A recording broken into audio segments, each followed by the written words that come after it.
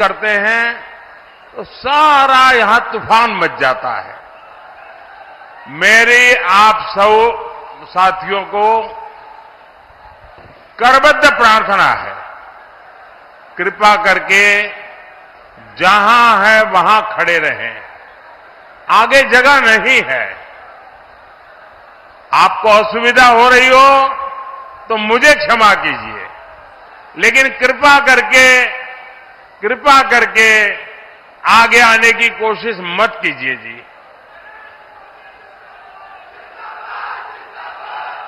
भारत माता की, भारत माता की। साथियों, ये चुनाव सामान्य नहीं है। ये चुनाव कौन एमपी बने, कौन एमपी न बने, किसकी सरकार बने, किसकी सरकार न बने, कौन जीते, कौन हारे, इतने मात्र के लिए ये चुनाव नहीं है। ये चुनाव आपका एक एक वोट सशक्त भारत को, उस संकल्प को मजबूती देने की गारंटी है। और ये मोदी की गारंटी से भी ज्यादा आपके वोट की गारंटी है।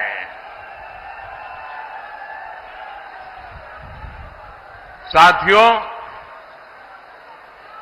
इस बार आपको अपने वोट से देश विरोधी मानसिकता वाले लोगों को एक बहुत कड़ा संदेश देना है। ये आपका वोट ही है जो आतंकवाद को काबू में रखेगा।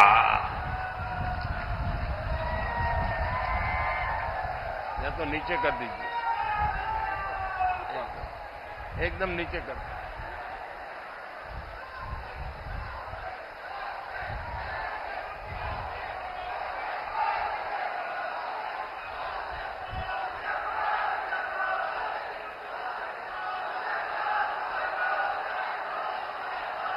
ये आपका वोट ही है जो भारत को दुनिया की तीसरी सबसे बड़ी अर्थव्यवस्था बनाएगा। और मुझे विश्वास है, क्रांतिकारियों की ये धरती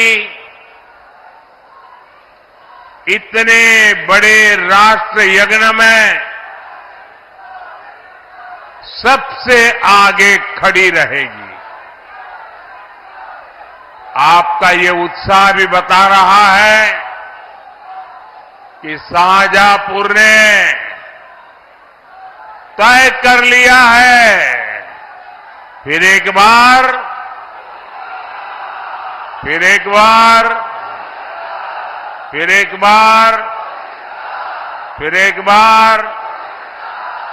साथियों, शाहजहांपुर और ये पूरा क्षेत्र आज बीजेपी के विकास का गवाह बन रहा है। ये वही क्षेत्र है जो योगी जी की सरकार बनने से पहले, योगी जी के आने से पहले समाजवादी सब कुछ ठप परियोजना का सबसे बड़ा शिकार था। यहां का सड़क इंफ्रास्ट्रक्चर ठप था, बिजली व्यवस्था ठप थी, स्वास्थ्य सेवाएं ठप थी, कानून व्यवस्था ठप थी। भाइयों और बहनों, जब से योगी जी आए और उनकी ये पूरी टीम जी जान से काम में जुट गई, समाजवादी सब कुछ ठप परियोजना बंद हुई और विकास की गाड़ी तेजी से दौड़ना शुरू हुई। पहले जहां सलामत सड़कें नहीं थी, अब वहां एक्सप्रेस वे गुजर रहे हैं। आधुनिक गंगा एक्सप्रेस वे की नींव यही शाहजहांपुर से ही रखी गई थी। ये सौभाग्य भी आप सबने मुझे दिया था। Shahjahanpur bypass, Shahjahanpur Pilibhit national highway और सीतापुर लखनऊ हाईवे का बड़ा लाभ भी यहां के लोगों को मिलेगा। इस विकास ने लखनऊ और दिल्ली की दूरी तो कम की ही है, इससे ये क्षेत्र डिफेंस कॉरिडोर से भी जुड़ेगा। यहां जरी जरदोजी जैसे जिन कामों को हमारी सरकार one district one product ODOP योजना के तहत आगे बढ़ा रही है, उसके कारीगरों को भी इसका बहुत बड़ा लाभ मिलेगा। इससे क्षेत्र के किसानों की किस्मत भी बदलेगी। योगी जी की सरकार में गन्ने का भुगतान तो समय से होता ही है। गन्ना किसानों के लिए एथेनॉल के 2 प्लांट भी यहां लगाए गए हैं। आप मुझे बताइए, 2 लड़कों की जोड़ी, 2 लड़कों की जोड़ी जो खुद कई बार फ्लॉप हो चुकी है, आप उनसे विकास की कोई उम्मीद कर सकते हैं क्या? कर सकते हैं क्या? कर सकते हैं क्या? साथियों, हमारी सरकार के लिए युवा, गरीब और महिला और हमारा अन्नदाता, ये हमारी पहली प्राथमिकता है। हमने 4 करोड़ गरीबों को पीएम आवास दिए हैं, तो इनमें अधिकांश महिलाओं के नाम पर बनवाए गए हैं। शौचालय, उज्ज्वला योजना और जल जीवन मिशन से हमारी बहनों की ये जीवन से मुश्किलें कम करने के लिए ये आपका भाई दिन रात काम कर रहा है। शाहजहांपुर ने तो जल जीवन मिशन के तहत हर घर जल पहुंचाने के काम में पूरी यूपी में आपने तो टॉप कर दिया है। अब अगले 5 वर्षों में हम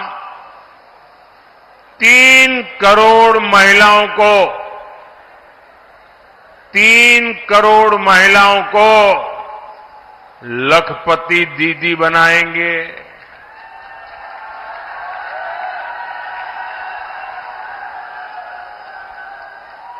आप कल्पना कीजिए, गांवों में जब 3 करोड़ लखपति दीदी होगी तो उस परिवार भी कितना आगे बढ़ेगा, उस गांव की इकोनॉमी कितनी आगे बढ़ेगी। और ये 3 करोड़ लखपति दीदी, ये मोदी की गारंटी है।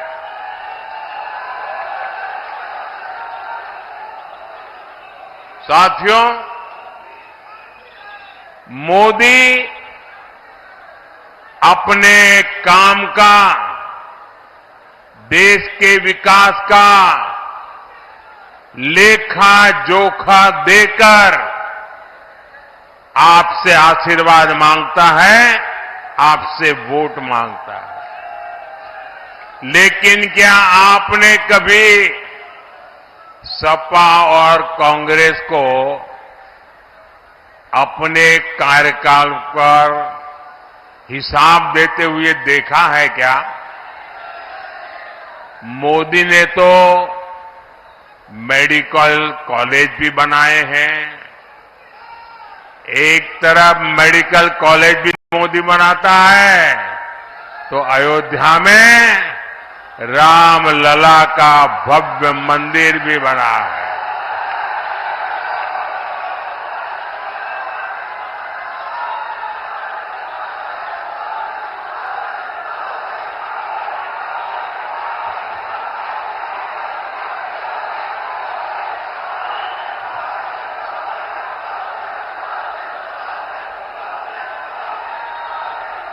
मोदी तो बता सकता है, ये कांग्रेस और सपा वाले क्या बताएंगे? जब ये सत्ता में थे तब अयोध्या, बनारस, लखनऊ, कानपुर आए दिन आतंकी हमले होते थे, बम धमाके होते थे। इसके सिवाय लोग बता क्या सकते थे? और ऐसे हालत से क्या करते थे? मेरा एक काम है, आप लोग करोगे? जरा हाथ ऊपर करके बताइए, करोगे क्या? करोगे क्या? देखिए, ये जो फर्स्ट टाइम वोटर है ना, जो पहली बार वोट डालने वाले हैं, जिनकी उम्र अभी अभी 18-20 साल की हुई है, ये लोग पहली बार वोट डालने वाले हैं। जब कांग्रेस की सरकार थी तब उनकी उम्र 8 साल 10 साल थी।